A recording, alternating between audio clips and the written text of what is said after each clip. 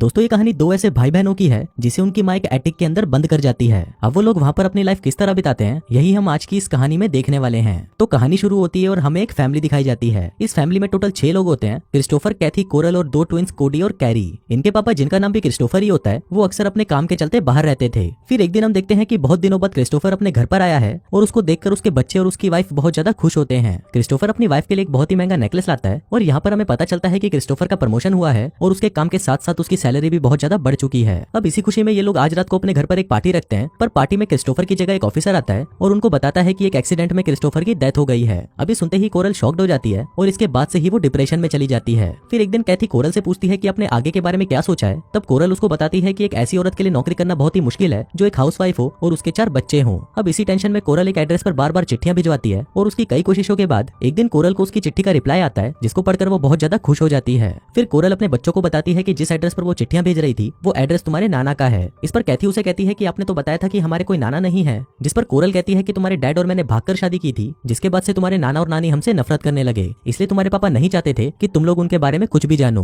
Coral उनको ये भी कहती है कि मेरे लिए 4 बच्चों का बोझ उठाना बहुत ही मुश्किल है और तुम्हारे नाना बहुत ही अमीर हैं, इसलिए आज ही हमें वहाँ के लिए निकलना होगा। इसके बाद जब ये लोग वहाँ पर पहुंचते हैं तो बच्चों को वो जगह बिल्कुल भी अच्छी नहीं लगती क्योंकि वो जगह बहुत ही सुनसान और डरावनी थी। तभी वहाँ पर हम कोरल की माँ ओलिविया को देखते हैं जो कि बहुत ज्यादा खड़ूस होती है और वो उनको कहती है कि मुझे इस घर में किसी भी बच्चे की चिल्लाने की आवाज नहीं आनी चाहिए और तुम्हें यहाँ पर रहने के लिए मेरे सभी रूल्स को मानना होगा और अगर किसी ने भी मेरी बात नहीं मानी तो तुम सभी को इस घर से बाहर फेंक दिया जाएगा। इसके बाद वो बच्चों को उनका रूम दिखाती है और कहती है कि जब तुम्हारी माँ यहाँ से जाएगी तो मैं इस रूम को लॉक कर दूंगी ताकि तुम लोग यहाँ से बाहर ना निकल सको क्योंकि तुम्हारे नाना को ये नहीं पता कि तुम लोग यहाँ पर हो। अब ये सुनते ही कैथी अपनी माँ से पूछती है कि आपने नाना को हमारे बारे में क्यों नहीं बताया। तब कोरल उसे बताती है कि तुम्हारे नाना तुम्हारे डैड से बहुत ज्यादा नफरत करते थे पर अब वो बहुत बूढ़े हो चुके हैं और कभी भी टपक सकते हैं और उनके टपकते ही सारी प्रॉपर्टी हमारी हो जाएगी। अब बच्चों के पास और कोई ऑप्शन नहीं होता इसलिए वो अपनी माँ की बात मान लेते हैं। इसके बाद वो खड़ूस नानी उन बच्चों को इस घर के रूल्स बताती है। वो कहती है कि तुम लोग इस रूम से कभी भी बाहर नहीं जा सकते, तुम्हें 3 बार खाने को दिया जाएगा और भाई बहन एक साथ ही एक बाथरूम का इस्तेमाल नहीं कर सकते और हाँ अगर छोटे बच्चों को खेलना है तो ऊपर एटिक में खेलना होगा। फिर जब ओलिविया वहाँ से चली जाती है तो वो सभी लोग एटिक देखने के लिए ऊपर जाते हैं, पर बच्चों को वो जगह बिल्कुल भी पसंद नहीं आती क्योंकि वो बहुत ज्यादा गंदी थी।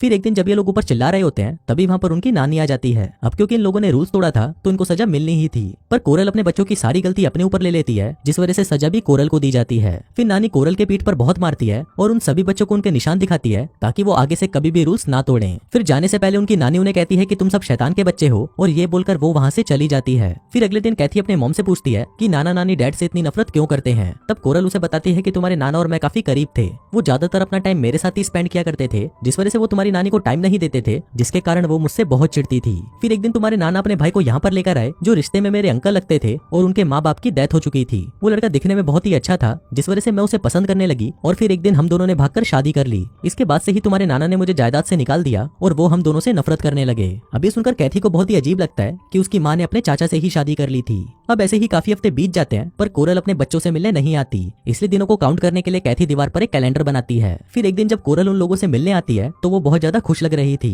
फिर कैथी उससे पूछती है कि तुम नाना को हमारे बारे में कब बताओगी, जिस पर कोरल उसे कहती है कि वो ऐसा कभी नहीं कर सकती क्योंकि यहाँ पर आने से पहले कोरल और उसके डैड के बीच में ये बात हुई थी कि अगर तुम्हारा कोई भी बच्चा नहीं है तभी तुम इस घर में रह सकती हो और कोरल ने उनको बोला था कि मेरा कोई भी बच्चा नहीं है। अभी सुनकर कैथी को बहुत बुरा लगता है और उसको लगता है कि कोरल हमें यहाँ पर बंद करके अपनी जिंदगी मजे से जी रही है। अब कैथी अपने छोटे भाई बहनों का माँ की तरह ख्याल रखती है क्योंकि कोरल तो उनसे काफी हफ्तों तक मिलने तक नहीं आती। और फिर एक दिन जब वो उनसे मिलने आती है तो वो उनके लिए नए कपड़े और गिफ्ट्स लेकर आती है, पर इन बच्चों के लिए इन गिफ्ट्स का कोई मतलब नहीं था क्योंकि वो तो अपनी जिंदगी एक कमरे के अंदर घुट घुट कर जी रहे थे। इसके बाद जब कोरल उनको बताती है कि आज घर में एक पार्टी है तो कैथी और क्रिस्टोफर उससे उस पार्टी में जाने की जिद करते हैं। अब कोरल इसके लिए मान तो जाती है पर वो कहती है कि तुम लोगों को सब कुछ छिप कर देखना होगा और वो उन दोनों को एक टेबल के नीचे छुपा देती है। फिर वहाँ पर कैथी देखती है कि उसकी माँ पार्टी में बहुत ज्यादा खुश लग रही है और वहीं पर हमें कोरल के फादर भी दिखाई जाते हैं जो कि व्हील चेयर पर होते हैं। फिर जब पार्टी खत्म होने वाली होती है तो कैथी और क्रिस्टोफर अपनी माँ को किसी आदमी को किस करते हुए देखते हैं। अब ये देखते ही कैथी तो वहाँ से चली जाती है पर क्रिस्टोफर को वो घर देखना था इसलिए वो वहीं पर रुककर पूरा घर देखने चला जाता है। अब जब ये बात कोरल को पता चलती है तो वो क्रिस्टोफर को उसकी इस गलती के लिए मारने लगती है। फिर एक दिन कैथी क्रिस्टोफर को एक गंदी किताब पढ़ते हुए देख लेती है और फिर बाद में वो इस बारे में कोरल को बताती है,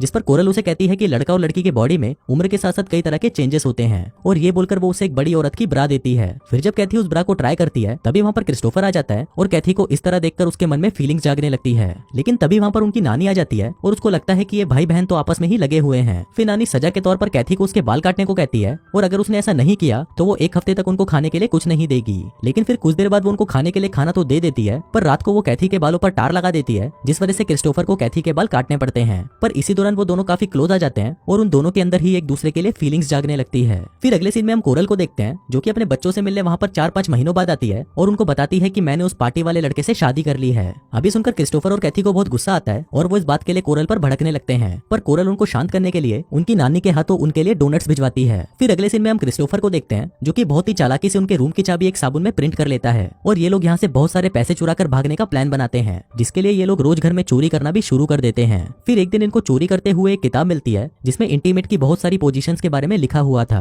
अब उस किताब को पढ़कर उन दोनों के मन में फीलिंग्स उठने लगती है और फिर वो दोनों वहीं पर ही इंटीमेट हो जाते हैं। फिर अगले दिन हम उनके छोटे भाई कैरी को देखते हैं जो कि बहुत ज्यादा बीमार होता है, जिसके बाद कोरल को ना चाहते हुए भी उसे हॉस्पिटल ले जाना पड़ता है। फिर कुछ दिनों बाद कोरल आकर बच्चों से कहती है कि कैरी को फूड पॉइजनिंग थी जिस वजह से उसकी डेथ हो गई। अब इसके बाद से हम देखते हैं कि इन सभी की ही तबीयत धीरे धीरे खराब होना शुरू हो जाती है, पर ये लोग इतना पैसा भी इकट्ठा कर लेते हैं कि यहाँ से भाग पाए और ये लोग आज ही ब्रेकफास्ट के बाद यहाँ से भागने का प्लान बनाते हैं। तभी वहाँ पर कोडी उन्हें बताती है कि इस चूहे की मौत हो गई और ये वही चूहा है जिसको मैंने वो डोनेट दिया था जो उनको उनकी मॉम ने भिजवाए थे। अब ये देखकर इनको पता चलता है कि इनकी मॉम ही अपने बच्चों को मारना चाहती थी ताकि वो अपनी बाकी की जिंदगी अपने नए पति के साथ आराम से बिता सके। फिर थोड़ी देर बाद वहाँ पर उनकी नानी आ जाती है और उसको देखकर वो तीनों वहाँ से भागने लगते हैं। नानी इन लोगों को रोकने की बहुत कोशिश करती है, पर ये लोग लाइट्स बंद कर देते हैं क्योंकि उनको पता था कि नानी को अंधेरे से डर लगता है। अब नानी अंधेरे से बहुत ज्यादा घबरा जाती है और वो उनसे रिक्वेस्ट करती है कि प्लीज ऐसा मत करो। इस पर क्रिस्टोफर और कैथी उसे कहते हैं कि तुम तो हमें मारने वाली थी, पर नानी उन्हें बताती है कि डोनट्स में जहर डालने का प्लान तुम्हारी माँ का था। पर ये बात सुनकर उनको कोई फर्क नहीं पड़ता क्योंकि उनके लिए उनकी माँ तो पहले ही मर चुकी थी। इसके बाद वो तीनों ऊपर से रस्सी फेंक कर नीचे आ जाते हैं और वहाँ से भाग जाते हैं। अब ये लोग यहाँ से पूरी तरह मुक्त हो चुके थे और अपनी जिंदगी आराम से जी सकते थे, पर इन भाई बहनों के रिश्ते पूरी तरह बदल चुके थे जो कि अब पहले जैसे नहीं हो सकते थे। और इसी के साथ ही ये कहानी यहीं खत्म हो जाती है।